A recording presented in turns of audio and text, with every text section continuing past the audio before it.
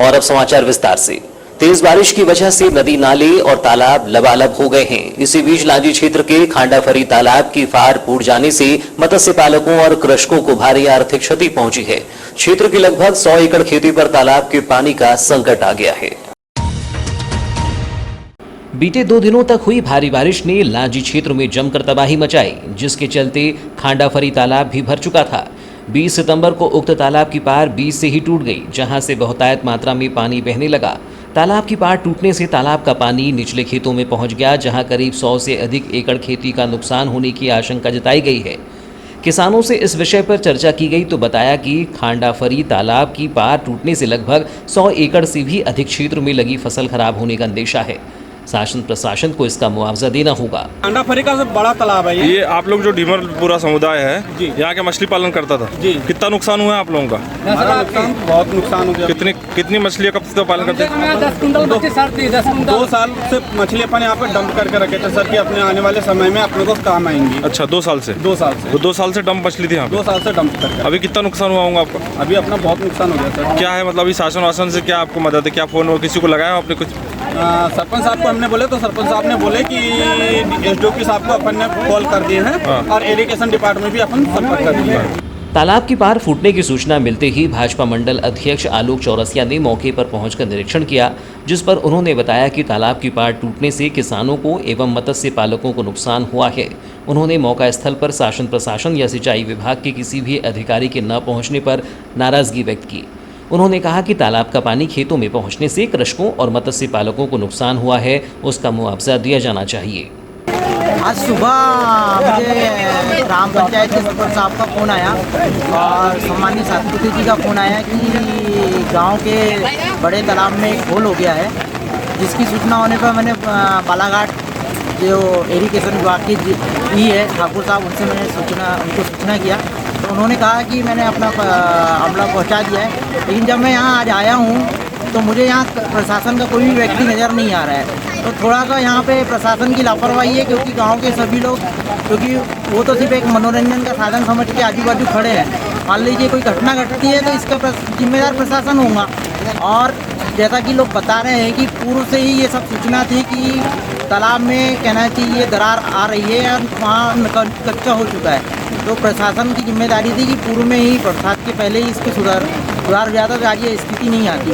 और मेरा प्रशासन से यही है कि यदि किसी का नुकसान हुआ है तो इस संबंध में दूरभाष पर हुई चर्चा के दौरान सिंचाई विभाग एसडीओ रितुल नखाते ने कहा कि तालाब का निरीक्षण किया गया है, अग्रिम कार्य प्रणाली में इसका एस्टीमेट तैयार कर भेजा जाएगा, उसके बाद ही पूर्ण रूप से तालाब दुरुस्त होगा। जिला अस्पताल में मरीजों के लिए समुचित प्रबंध का दावा तो किया जाता है, लेकिन यह दावे अस्पताल की दहलीज पर पहुंचने के बाद दम तोड़ते दिखाई पड़ते हैं। ताजा उदाहरण अस्पताल के बर्न वार्ड को लेकर है। पहले बर्न वार्ड था जिसे कोविड काल में समाप्त कर दिया गया और अब अग्नि दुर्घटना में घायल मरीजों को रखने के प्रबंध नहीं है, जिससे अग्नि दग्धा मरीजों की जान बचाना भी मुश्किल बना हुआ है। जिले में लाखों की आबादी के लिए बालाघाट जिला अस्पताल में सुविधाओं के विस्तार की दरकार हमेशा महसूस की जाती है। यहाँ समय समय पर नए प्रबंध होते हैं, लेकिन यह भी नाकाफी साबित होते रहे हैं। कोविड काल में जब कोरोना संक्रमितों की संख्या बढ़ी तो तत्कालीन बर्न वार्ड को कोविड आइसोलेशन वार्ड बना दिया गया, लेकिन जिम्मेदारों ने बर्न वार्ड बनाने में कोई रुचि नहीं दिखाई। अगर कोई आग से गंभीर रूप से झुलस जाए तो उसे सर्जिकल वार्ड में ही भर्ती किया जा रहा है, जबकि नियम तो यहाँ तक है कि बर्न वार्ड सर्व सुविधा युक्त होना चाहिए। यहाँ भर्ती मरीजों के लिए एसी की व्यवस्था हमेशा सुचारू होनी चाहिए। वर्तमान हालात में बर्न वार्ड का जिला अस्पताल में अता पता ही नहीं है। सर्जिकल वार्ड में अग्नि दग्धा मरीजों को रखा जा रहा है। झुलसे हुए मरीजों को देखकर सामान्य मरीज भी असुविधा में घिर रहे हैं, लेकिन अस्पताल में जिम्मेदार इस समस्या को गंभीरता से लेने के लिए तैयार ही नहीं है। कहा जा सकता है कि जिले की इतनी बड़ी आबादी के लिए जिला अस्पताल में बर्न वार्ड तक मुहैया नहीं है। इस संबंध में चर्चा के दौरान सिविल सर्जन ए.के. जैन ने बताया कि अस्पताल में निर्माण कार्य चल रही है, इसलिए बर्न वार्ड नहीं बनाया जा सका है। बर्न वार्ड में एसी न होने के सवाल पर उन्होंने कहा कि अभी मौसम ठंडा है, एसी की आवश्यकता नहीं है। देखिए, अभी बर्न वार्ड जो हमने बनाया है वो बर्न वार्ड है अभी, और उसमें फ़िलहाल में कोरोना के मरीज रखे जा रहे हैं और आइसोलेशन के रूप में काम में लिया जा रहा है, और बर्न के मरीजों को अभी सर्जिकल वार्ड में ही रखा जा रहा है। कालांतर में अभी हमारे यहाँ निर्माण कार्य भी चल रहे हैं। उन निर्माण कार्यों के चलते जगह की बहुत कमी है। जब हमारे निर्माण कार्य पूरे हो जाएंगे, आईसीयू वगैरह पूरे बन जाएंगे, जब स्थान उपयुक्त हो जाएगा तो फिर हम बर्न वार्ड को व्यवस्थित करके उसमें बर्न मरीज रखेंगे। सर, अभी जैसे कि कुछ बर्न वाले क्रिटिकल केस आते हैं जिनको सर्जिकल वार्ड में ही रखा जाता है, जिससे वार्ड वाले भी कुछ लोग डिस्टर्ब होते हैं और पेशेंटों को भी उससे थोड़ी नहीं, प्रॉब्लम ऐसा होती कोई है। विशेष अभी परेशानी नहीं है और उनके लिए हमने एक प्राइवेट वार्ड भी रखा है। अगर ऐसी कोई स्थिति आएगी तो उनको हम एक प्राइवेट जो कमरा है अलग से हम उसमें रख देंगे। सर, बर्न यूनिट के लिए सर एसी कितना महत्वपूर्ण रहता है? ठीक है, फिलहाल तो अभी हमारे पास बर्न यूनिट जो अभी काम में ही नहीं है, तो इसीलिए हम नहीं कह सकते। आपका कहना सही है, लेकिन अभी ये मौसम के ऊपर भी निर्भर करता है। वर्तमान में तो अभी बहुत आवश्यक ऐसी कोई बात नहीं है। Okay sir, thank you. Corona और डेंगू के संक्रमण काल में नगरपालिका सीएमओ भी सड़कों पर उतरकर निरीक्षण कर कार्यवाही को अंजाम दे रही है। बीते दिनों जहां बस स्टैंड की व्यवस्थाओं को दुरुस्त करने का प्रयास किया गया, तो वहीं 20 सितंबर की रात्रि में नगरपालिका कार्यालय के सामने एवं आसपास की दुकानों में स्वच्छता अभियान को लेकर कार्यवाही की। नगरपालिका स्वास्थ्य अमले एवं कर्मचारियों को साथ में लेकर निकले सीएमओ सतीश मटसेनिया ने सोमवार की शाम नगरपालिका कार्यालय के आसपास दुकानों का भ्रमण किया, जिसमें नगरपालिका के सामने ठेला लगाने वालों पर कार्यवाही करते हुए उन्हें उस स्थान से हटाया गया। यहां गंदगी फैलाने वाले ठेले वालों पर जुर्माने की कार्यवाही की गई और साथ ही प्रतिबंधित पॉलीथीन का उपयोग करने पर उसकी जब्ती बनाई गई। उसी प्रकार नगरपालिका कॉम्प्लेक्स के दुकानदारों के यहां भी पहुंचकर उनके पास से पॉलीथीन को जब्त किया गया। बताया गया कि वर्तमान में संक्रमण काल चल रहा है और डेंगू पर प्रहार अभियान के तहत नगरपालिका जुटा हुआ है, जबकि गंदगी करने वालों के खिलाफ यह अभियान निरंतर जारी रहेगा, जिसमें शहर में प्रतिबंधित पॉलीथीन का उपयोग करने एवं गंदगी फैलाने वालों पर जुर्माने की कार्यवाही की जाएगी। भरवेली क्षेत्र के इमली टेकरा में हो रही घटनाक्रम पर ग्राम की महिलाओं ने गंभीर आरोप लगाते हुए पुलिस अधीक्षक कार्यालय पहुंचकर कार्यवाही किए जाने की मांग की। महिलाओं ने बताया कि झूठे मामले में फंसाया जा रहा है, जिस पर पुलिस में मदद किए जाने की मांग की है। सोमवार को भरवेली के इमली टेकरा की 1 दर्जन से ज्यादा महिलाएं पुलिस अधीक्षक कार्यालय ज्ञापन सौंपने पहुंची। यहां पहुंचकर दिए गए ज्ञापन में बताया गया कि ग्राम के ही एक दंपत्ति और उनकी पुत्री द्वारा झूठे मामले में फंसाने का प्रयास किया जा रहा है, जिसको लेकर महिलाएं परेशान हैं।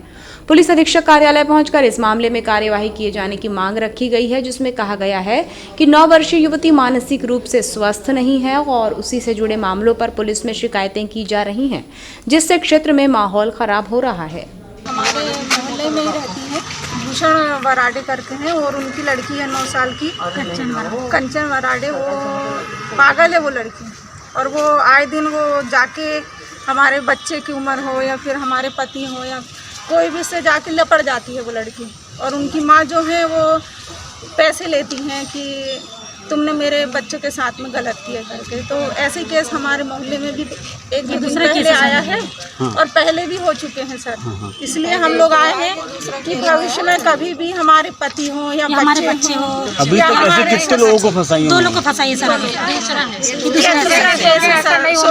16 तारीख को दूसरा केस है सर जी। और वो पहले भी थे, उनकी उम्र भी 60 साल की थी और ये कल परसों जिनको फंसाए उनकी भी उम्र 62 साल की है सर। पैसे लेती है सर। पैसे लेती हैं सर और मान पैसे लेके चुप हो जाती है।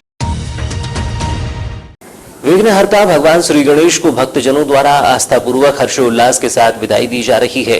जहां अनंत चतुर्दशी रविवार को भक्ति भाव के साथ श्री गणेश प्रतिमाओं का विसर्जन किया गया, वहीं अगले दिन सोमवार को भी बारिश की रिमझिम फुहारों के बीच नाचते झूमते अगले बरस जल्दी आने की कामना के साथ विघ्नहर्ता को अंतिम विदाई दी गई। रविवार को भगवान श्री गणेश प्रतिमाओं के विसर्जन का दौर सुबह से लेकर देर रात तक जारी रहा। उसी प्रकार सोमवार को सुबह से हो रही भारी बारिश के बीच भक्तों ने भक्तिमय धुनों पर थिरकते हुए शोभा यात्रा निकालकर श्री गणेश की प्रतिमा स्वरूप विसर्जन किया।